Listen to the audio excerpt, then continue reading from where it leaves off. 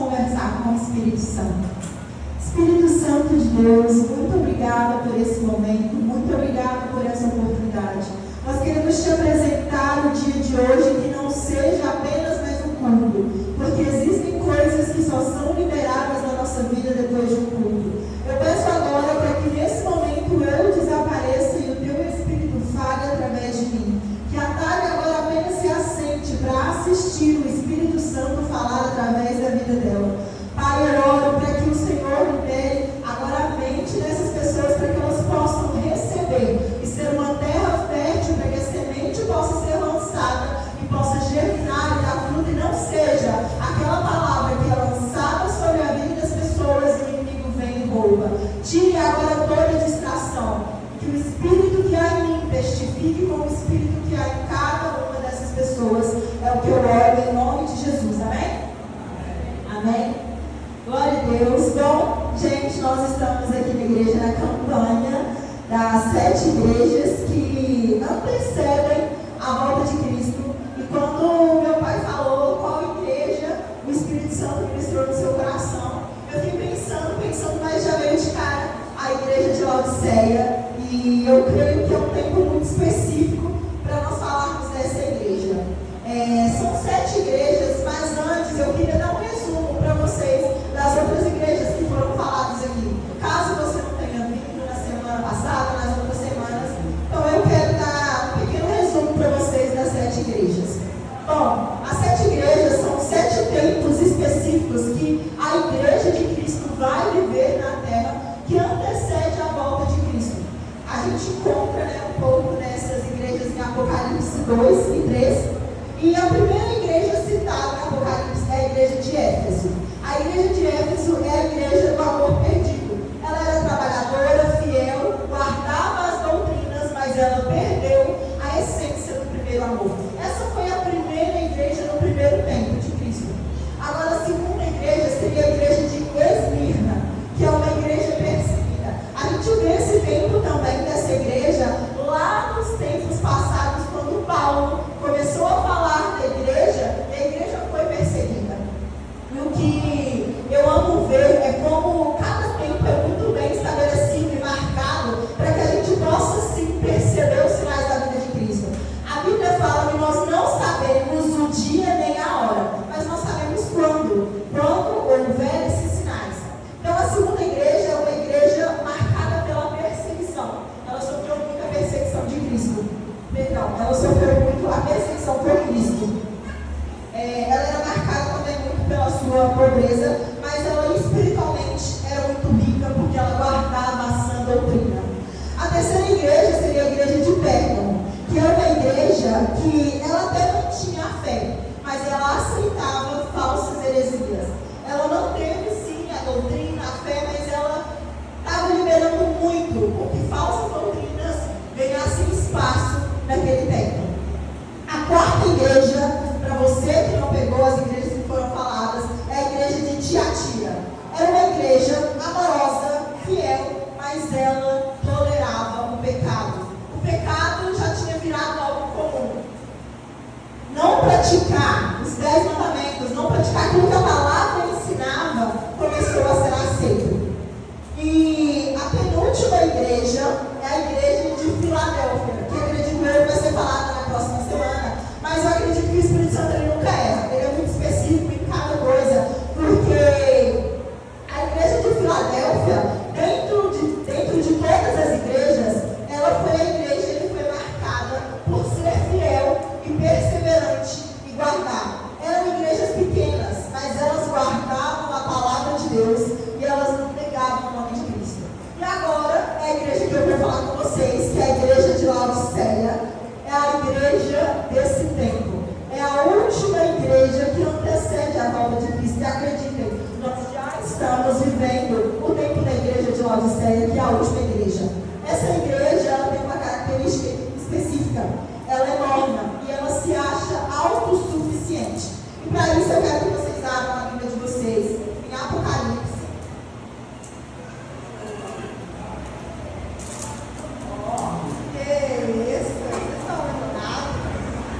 Apocalipse 3,14. Que isso, né?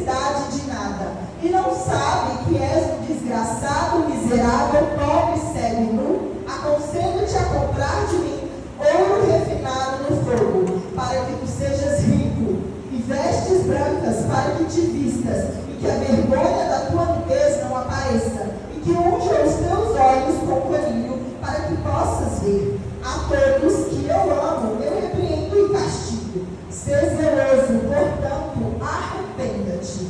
Eis que eu estou à porta e bato. Se alguém ouvir a minha voz e abrir a porta, eu virei a ele, cearei com ele e ele comigo. E ao que vencer, permitirei que se assente comigo em meu trono. Assim como eu também venci, eu estou assentado com meu Pai no meu trono. Aquele que tem ouvidos, ouça o que o Espírito diz às igrejas. Amém? Glória a Deus.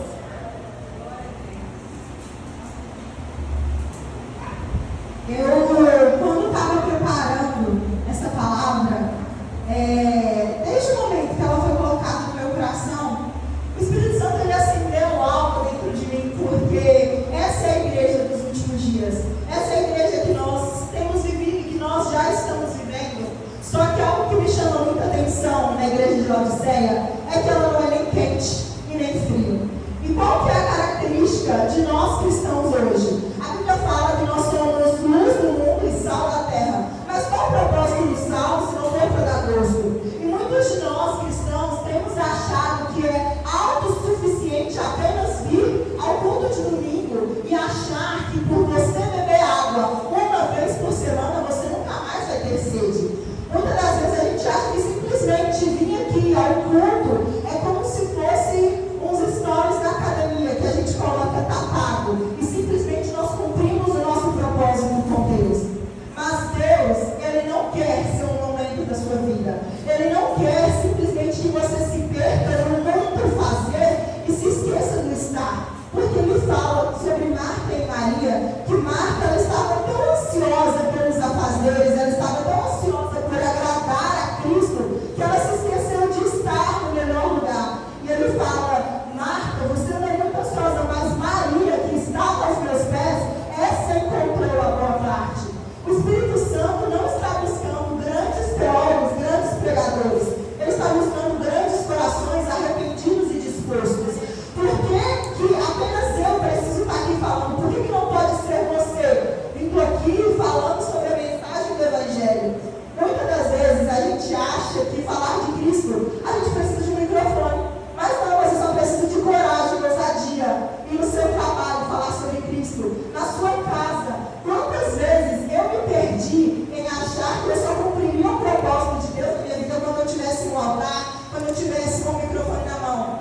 Mas eu entendi que o melhor lugar para você cumprir o chamado de Deus na sua vida é dentro do seu quarto, conversando com Deus. Muito mais do que você falar sobre Deus, é você falar com Deus.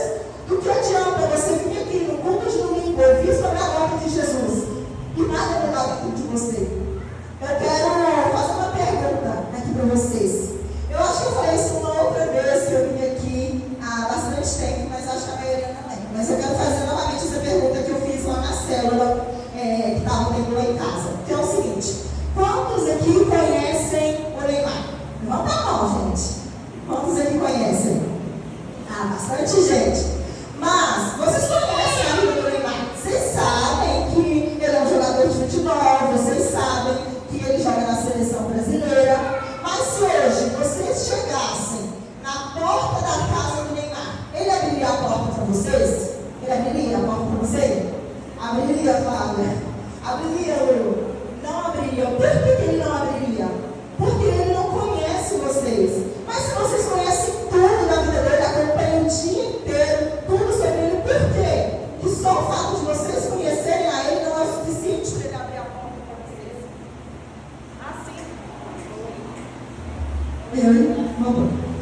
Assim é Cristo conosco. Porque a gente acha que simplesmente por conhecer Jesus é o suficiente para que naquele dia ele abra as portas do céu e disse entre. Ele não vai dizer entra, pelo contrário, ele vai dizer apartai-vos de mim, porque eu não te conheço. O conhecer vem através da intimidade. O conhecer vem através do relacionamento. O conhecer vem através do buscar. E eu posso te dizer algo? Não é só você que, como cristão, está enfrentando dificuldades por participar da igreja desses últimos dias. Não é só você que está sofrendo crises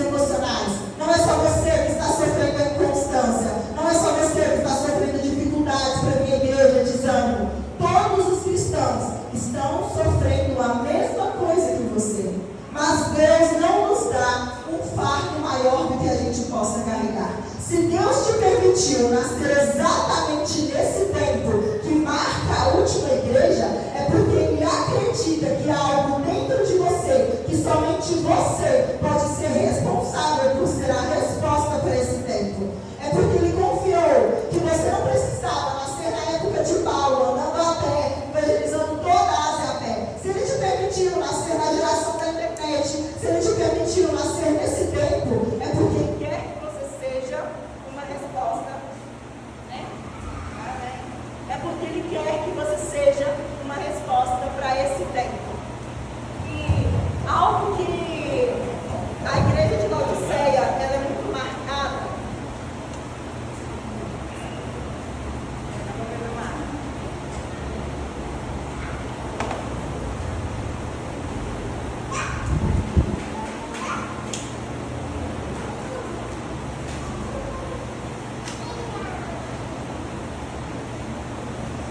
Amém, glória a Deus. Algo que a igreja de Laodiceia é muito marcada é simplesmente porque ela não é nem quente e nem frio. Deus não está buscando pessoas indecisas. Você precisa se posicionar naquilo que Cristo te chamou. A maior característica da igreja de Laodiceia é que ela não se diferencia do mundo. Ela está no mundo, mas ela não tem nenhuma diferença com o mundo. Se as pessoas olharem hoje para você, no seu trabalho, na sua escola, aonde você está, as pessoas sabem que você é um cristão? Se o mundo hoje dependesse de ser salvo através do Cristo que você prega, quantas pessoas seriam salvas? Se as pessoas hoje precisassem de Jesus que está dentro de você, quantas pessoas seriam salvas? E a igreja de Laodiceia, ela é marcada por não ser nem quente e nem frio, ela é morna. O certo virou errado e o errado virou certo. Até aquilo que antes se chamava de liberdade de expressão, ou você concorda, ou então você está errado. Mas o Espírito Santo está buscando pessoas disponíveis que Ele pode contar. Ele está buscando amigos sensíveis que, se Ele virar e falar: Sérgio, eu posso falar com você hoje? Você fala: eis-me aqui, eu estou disponível, pode falar porque o teu servo te ouve. Ele carrega uma parte de Cristo, e eu falo de Deus dessa maneira. Talvez eu possa não ser tão agitada, eu possa não militar tanto, posso falar de Cristo dessa maneira. Mas acredite, tem pessoas que não vão entender Jesus nessa linguagem que eu prego. Mas tem pessoas que, se você, qual é o seu nome?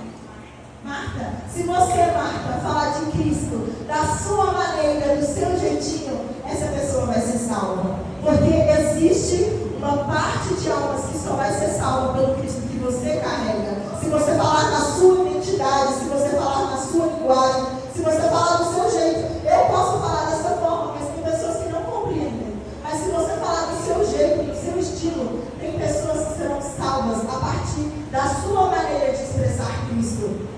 E essa igreja, ela também tem um aconselhamento para ela. Ela é marcada por não ter um posicionamento, por se parecer muito com o mundo. Mas algo também que é marcado nessa igreja é que ela se acha autossuficiente e ela se perdeu pelos valores e por se achar rica demais. Ela simplesmente focou nos desejos carnais, nos bens materiais, nos ganhos, e não entendeu que não é simplesmente você usar as pessoas para ganhar dinheiro, mas é você ganhar dinheiro para salvar as pessoas. Ela se perdeu na parte da riqueza. E o que nós mais vemos hoje é a igreja se perdendo a partir da parte da prosperidade. É a partir das partes financeiras. E simplesmente pessoas que não pregam mais o Espírito Santo ou a mensagem de Cristo, mas pregam suaves mentiras ao invés das duras verdades. Palavras persuasivas que vão ganhar o seu ego e massagear o seu eu, ao invés de te dizer que o verdadeiro evangelho não é o quanto você ganha, mas é o quanto você perde. Glória a Deus. Porque é simples. Amém. Eita glória.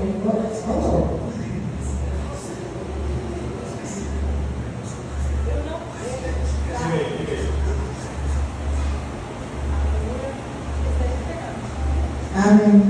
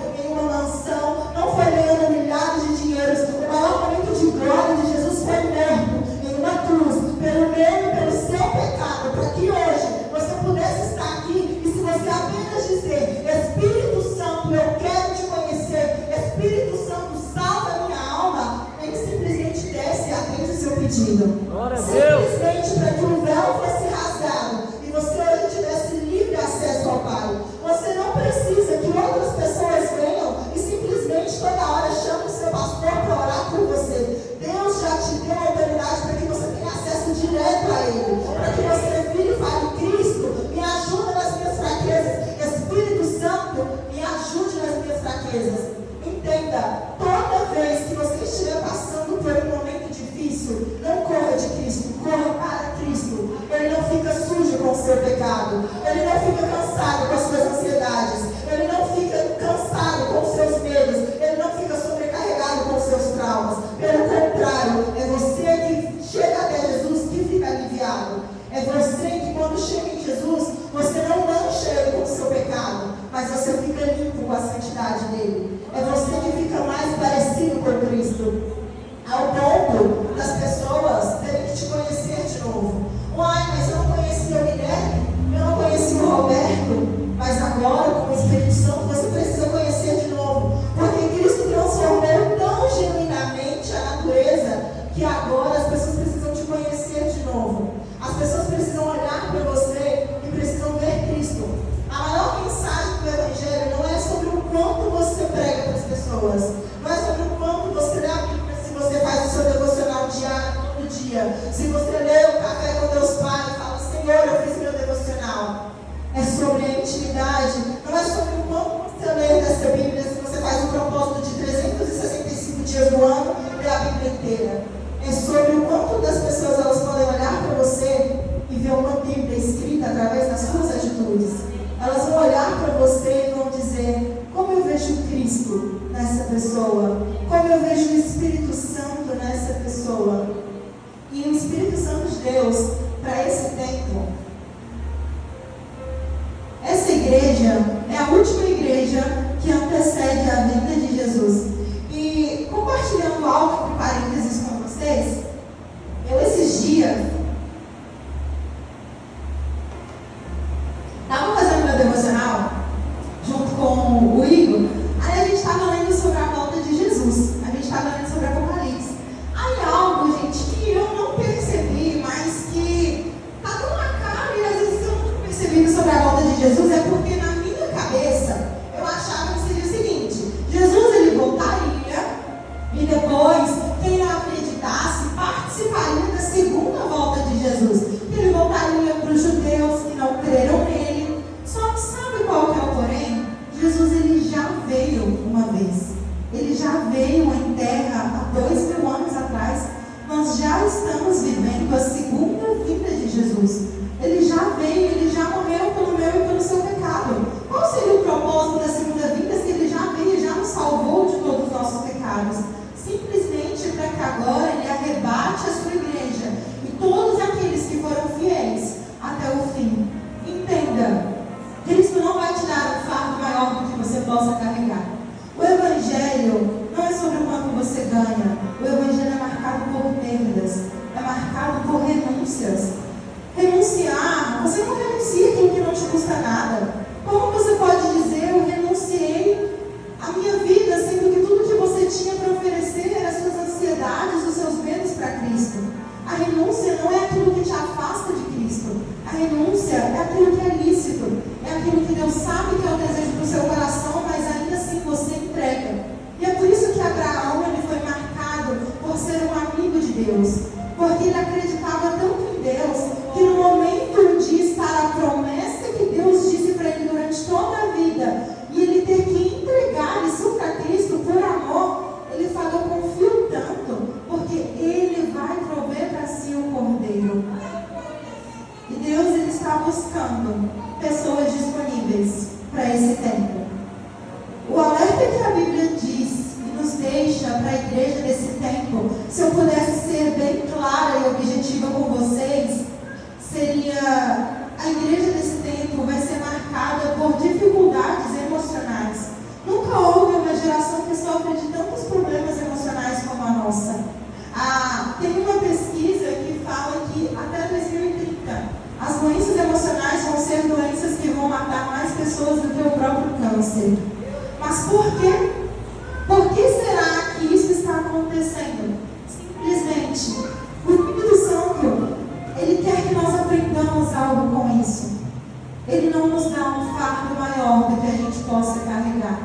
Mas sabe algo que eu aprendi? Teve um período que eu estava vivendo muito intensamente com Deus. Eu estava no meu secreto, no meu quarto, e eu comecei a viver aquelas primeiras experiências com Cristo. Comecei a ter as minhas primeiras experiências com o Espírito Santo, no meu quarto, de madrugada, de dia. Eu chegava no trabalho, eu jogava a mochila para o lado, e tudo que eu queria fazer era fechar a porta do meu quarto e conversar.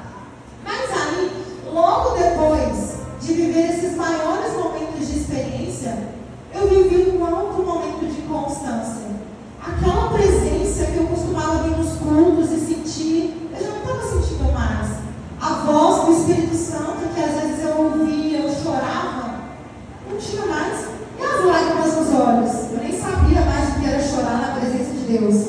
Eu me tornei uma pessoa fria espiritualmente. Como podia? Logo eu que queimava por Jesus, logo eu que era uma menina apaixonada pelo Senhor, que gastava tempo, que servia, que tinha talento, que tinha unção, como eu pude deixar essas chamas se esfriarem em mim? E foi aí que eu entendi. Porque quando eu estava vivendo esses momentos de experiências, eu tinha feito um voto com Deus.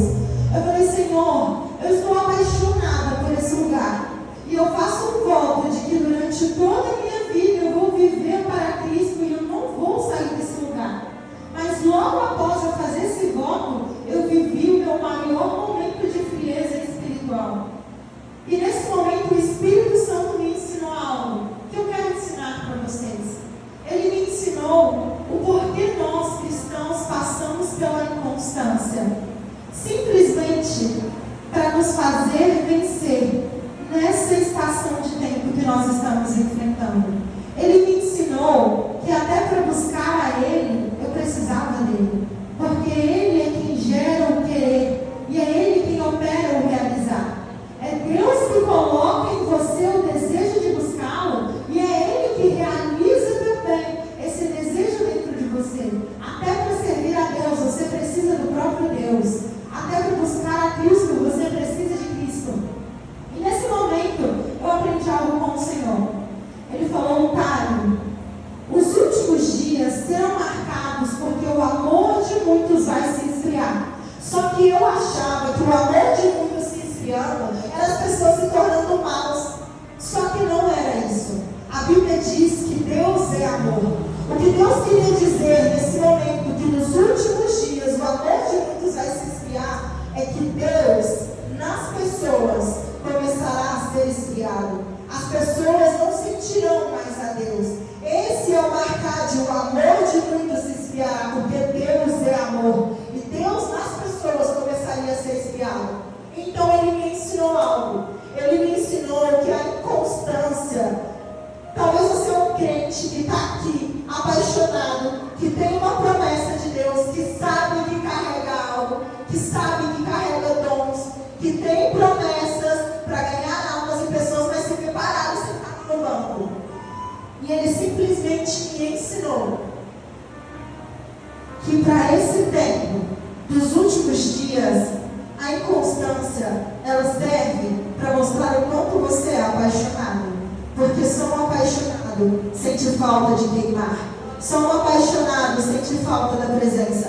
Você não sentiria isso se você não queimasse diferente por Jesus. Você não sentiria o desejo de estar aqui em um domingo, de noite, que você poderia estar fazendo qualquer coisa, mas você decidiu parar tudo para vir buscar a Deus, se você não fosse uma pessoa que queima diferente por Jesus. E a inconstância, ela vem exatamente por isso. Para mostrar o quanto você é apaixonado. Para mostrar o quanto Cristo é vivo dentro de você. O quanto tentar fugir é um erro. Você pode correr, mas esse amor é muito mais rápido do que você. Você pode tentar fugir da presença de Deus, mas o lugar mais longe que você vai conseguir chegar é aos pés de Cristo, é aos pés da cruz. Porque o escolhido não tem escolha. Viver fora do propósito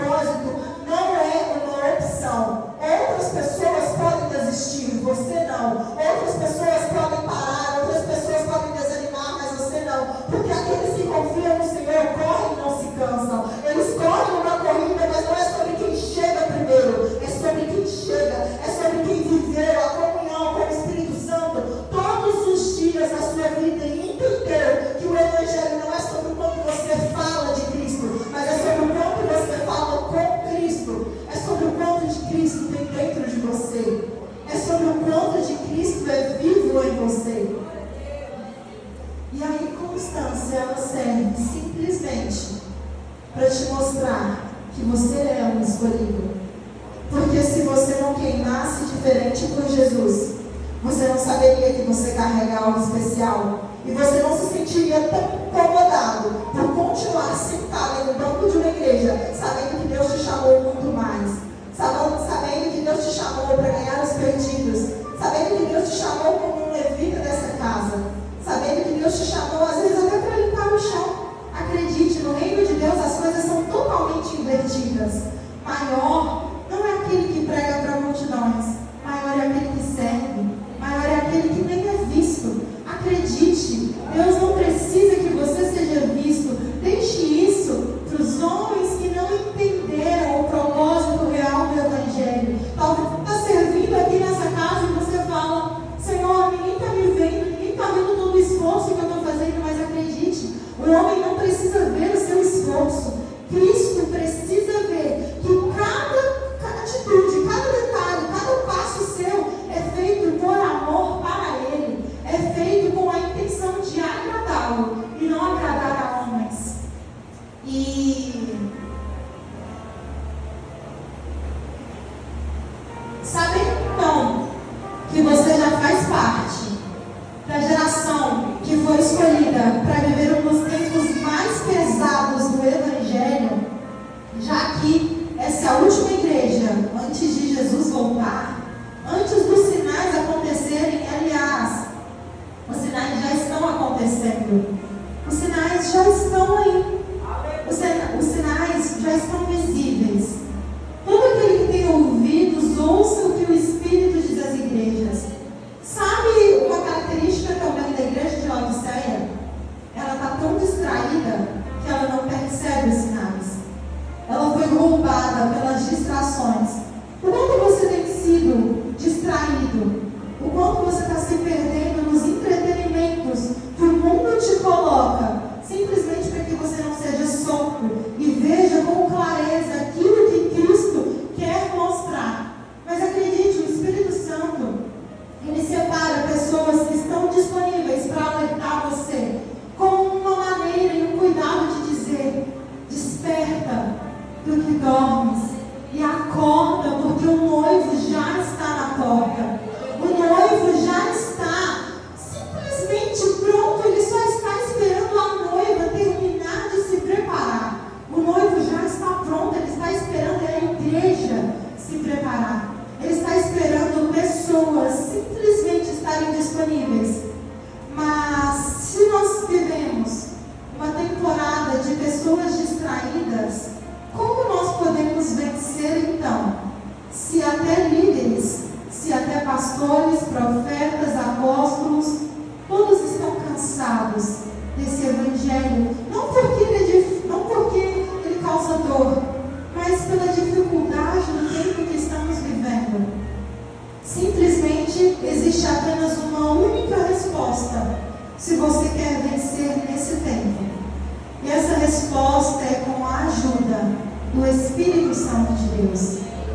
Porque se você não entende um pouco da Trindade, eu estou finalizando já. Existe Deus Pai, Deus Filho e Deus Espírito. Para você compreender um pouco, eu quero que você pense em uma luz. Deus Pai é aquele que diz: haja luz. Deus Filho é aquele que vai até o interruptor e acende a luz. E quem é o Espírito Santo? Ele é a eletricidade. Ele é a própria luz. Trazendo para uma outra metáfora, é como o sol. Deus Pai é o sol inteiro, autossuficiente, a onisciência de tudo. Deus Filho é aquela luz que você quase não consegue enxergar o sol pelo tanto que brilha. Mas o Espírito Santo, ele é aquele calor, é aquilo que você sente. E Cristo, antes de subir aos céus, ele disse: eu não vos deixarei só. Eu deixarei alguém com vocês. Eu deixarei o Espírito Santo, para que semelhantemente ele te ajude nas suas fraquezas, porque ele sabe como orar, como convém. O Espírito Santo é o único que pode te ajudar. Sabe por quê? Porque é chegado o tempo que vão tirar de vocês essas Bíblias de papel. É chegado o tempo que você não vai poder falar mais do nome de Jesus. Se eu não me engano, se na Coreia, eles já não podem mais ter Bíblias de papel e não podem nem sequer falar o nome de Cristo. Mas se vai ser tirado de você esse livro, como você vai vencer nesse tempo? Aliás, já é tirado de você quando você deixa esse livro aberto em Salmos 91 e sequer medita nas palavras dele. Já tiraram de você, porque se eu perguntar para você hoje, qual foi a última vez que você jejuou? Qual foi a última vez que você orou? Qual foi a última vez que você entrou no seu quarto, sem ser aqui na igreja, para o culto de domingo rotineiro, que você entrou e conversou com o Espírito Santo e falou: maravilhoso Espírito Santo, meu amigo, eu posso te conhecer? Eu posso saber quem você é? Você pode me ajudar nas minhas fraquezas? Qual foi a última vez que você veio para o culto e não veio sobreviver de adoração de terceiros, mas você veio entregar algo? Você não veio buscar a adoração que outras pessoas gastaram para transportar sobre a sua vida, mas você chegou e falou: Espírito Santo, eu vou te oferecer tudo que eu tenho. E tudo que eu tenho não é dinheiro, não é ouro nem prata, tudo que eu tenho é a minha vida. E eu te dou. E para nós finalizarmos, eu quero contar uma história para vocês. Tinha uma moça que simplesmente ela estava casada e ela soube que um pastor muito renomado ia na casa dela. Então ela pegou os melhores talheres, pegou uma colher de ouro que ela tinha e montou aquela mesa maravilhosa. E ela recebeu o pastor e ela teve aquele momento de comunhão maravilhoso. Então o pastor foi embora. E quando ele foi embora, ela limpando junto com o marido a casa, desfez a mesa, ela deu falta que a colher que ela mais amava, aquela colher de ouro, tinha sumido. E ela ficou incomodada, ela falou: amor, eu não acredito, o pastor roubou a nossa colher. Não, nós temos que falar. Aí o marido falou: fica quieta, mulher, não fala nada não, deixa. Isso daí não foi pastor não, misericórdia, como que você pensa isso do pastor? E aí tempos passaram, e houve um evento, e quem estava lá? O pastor. O pastor e esse casal também estava lá. E aí o marido já olhou para a mulher estava se coçando do jeito que ela é, falou: eu preciso falar. E aí o marido ficou: fique quieta, mulher. Até que ela chegou e foi no pastor. Falou assim: pastor, será que por um acaso, aquele dia que você foi lá em casa, você não viu uma colher de ouro? Não, eu não estou falando que o senhor roubou, que o senhor pegou, não. Eu só estou te perguntando se por algum acaso o senhor viu aquela colher. E aí ele disse: eu vi sim, e eu peguei a colher, mas eu coloquei ela dentro da sua Bíblia. E ali naquele momento, aquela mulher, o pastor e a mulher viram que durante todo aquele tempo, ela não tinha aberto a Bíblia dela. Porque se ela tivesse aberto, ela teria visto aquela mulher. E eu quero levar você a refletir isso hoje. Qual foi a última vez que você abriu a Bíblia? E qual foi a última vez que você conversou com o Espírito Santo? Eu estou aqui para te dizer hoje que não se assuste se os tempos ficarem difíceis. Não se assuste se às vezes você estiver desanimado. Não se assuste se as crises aumentarem. Mas acredite, você não é o único cristão que está enfrentando isso. Todos os cristãos estão enfrentando as mesmas dificuldades que você. Só que Deus, antes de subir aos céus, Ele disse: eu não vou te deixar só. Eu vou te deixar o meu Espírito. Só que corre um grande risco de você morrer e nunca sequer ter conhecido a pessoa do Espírito Santo. Corre um grande risco dele estar a vida toda no seu quarto e você nunca ter trocado uma palavra com ele. Corre um grande risco de você vir à igreja, conhecer a religião, conhecer a cultura, mas não conhecer a pessoa do Espírito Santo, não conhecer Jesus. Corre um grande risco de você viver uma vida toda falando sobre Jesus, dizendo-se ser um bom cristão e jamais ter conhecido a promessa e a verdadeira essência do Evangelho, que é Cristo, o mistério oculto que foi revelado depois de todos os séculos. E eu quero te apresentar alguém aqui hoje. Eu quero te apresentar que talvez você esteja em alerta, que você está nos últimos tempos. E acredite, essa geração não passará, mas o Espírito está disponível. E Ele não está buscando grandes teólogos, Ele está buscando grandes corações arrependidos. O lugar mais alto que você pode chegar é aos pés da cruz. Você precisa ter uma comunhão com o Espírito Santo ao ponto de ele virar, ao ponto de você virar e as pessoas se perderem em saber quem é você e quem é Cristo, ao ponto de você simplesmente se assentar e assistir Ele fazer através da sua vida. E Ele está buscando hoje amigos. Ele não quer nada de você. Você não pode comprá-lo com o seu dinheiro. Você não pode comprá-lo com o seu servir. Não é com muito jejum. Não é com muita oração. Não é se você lê a Bíblia todos os dias sem faltar. Não é se você vê todos os cultos sem faltar. Para conhecê-lo, você simplesmente precisa querer e pedir. E dizer: Espírito Santo, eu posso ser o seu amigo. Eu posso te conhecer. Você pode me ajudar? Tem. Você pode estar comigo nos meus momentos de fraqueza? Gente, acreditem, Ele é tão simples, Ele é tão gentil, Ele é tão amigo, Ele traz uma paz, Ele vê as suas lágrimas que você às vezes nem professa, e Ele não quer nada além de te abraçar e dizer: eu estou com você. Eu não quero que você faça nada. As outras pessoas, você precisa ter um amor condicional para que elas estejam com você. Mas Ele não. Ele só quer estar. Ele só quer dizer: ei, está vendo a sua ansiedade? Eu posso te ajudar.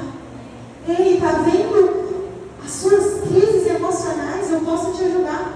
Está vendo a sua dificuldade? Eu posso te ajudar. Está vendo esse desejo seu de querer viver o Evangelho, mas não conseguir? Eu posso te ajudar.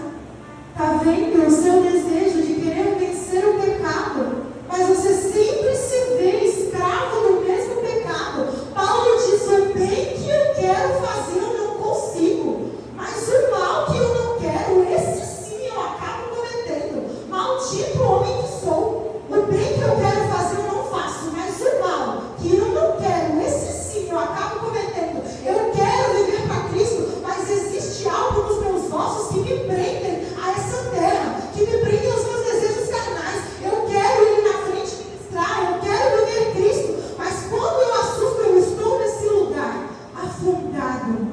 Como poderei eu vencer esse mundo? Como poderei vencer eu? Se eu até quero buscar a Cristo, Talita, eu até quero servir a Deus. Você acha que eu estou aqui na igreja por quê? Você acha que eu estou aqui porque eu não tenho vontade? Eu quero, mas alguma coisa não me deixa entrar nesse lugar. Quando eu assusto, eu já estou inconstante. E é capaz de hoje eu estar aqui sentindo algo, mas amanhã eu esteja da mesma maneira. Mas sabe o que ele diz? Eu estou aqui para te ajudar nas suas fraquezas. E a maneira que você vai vencer esse tempo, que é a igreja dos últimos dias, acredite, você é um guerreiro por estar nessa geração, por estar nesse tempo. É a geração que foi escolhida como um tempo mais difícil para ser um cristão. Mas se você foi escolhido, é porque Ele sabe que você é capaz. Ele sabe que há algo dentro de você que vai te fazer vencer. E vencer não é chegar primeiro. Vencer é chegar. Vencer é estar. Vencer não é você pregar para uma multidão sobre Jesus. É você pregar para si mesmo todos os dias e estar com Ele em todos os momentos. Então agora, eu queria que você abaixasse a sua cabeça. E talvez, se até hoje você não conversou, nunca teve um momento com o Espírito Santo, esse é o momento. Esse é o momento de você conversar com Ele. Quanto tempo será que Ele está do seu lado, no seu quarto, na sua casa, e você nunca trocou uma palavra com Ele? Acredite, existe um poder até na oração do silêncio. Então agora, conversa com o Espírito. Fala para ele: Espírito Santo, me ajuda. Eu te amo tanto, mas eu não sei como fazer. Você pode me ensinar a amar a igreja? Você pode me ensinar a amar as almas? Você pode me ensinar, Espírito Santo, a orar? Você pode me ensinar a te conhecer? Você pode me ensinar a ser o seu amigo? Como eu posso te agradar? Como eu posso te ouvir? Me dê ouvidos sensíveis, para que eu ouça a tua voz. Porque eu sei que tudo que há de ruim sou eu, mas tudo que há de bom em mim é Cristo. Espírito Santo, faz morada na vida dessas pessoas hoje. E que aquela pessoa que está fria, inconstante, venha começar a presenciar uma chama acendendo no seu coração. Pai, se essa pessoa está aqui hoje, é porque ela crê que o teu Espírito pode ajudar nas suas fraquezas. Espírito Santo, você é bem-vindo nas nossas vidas. Essa pessoa hoje te recebe. E que ela não venha se assustar se ela começar a ter experiências com você. Se ela começar a ser acordada nas madrugadas com algo queimando no coração e não souber explicar de onde veio isso, mas é o teu Espírito começando a incomodar e dizendo: ei, você não pediu para falar comigo? Então o Espírito Santo hoje está ao seu lado dizendo: ei, filho, eu estou aqui. Eu não me canso de ouvir a sua voz, pelo contrário, eu tenho prazer em te ouvir.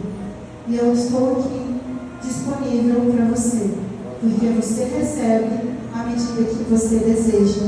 Então deseje mais. Em nome de Jesus. Amém.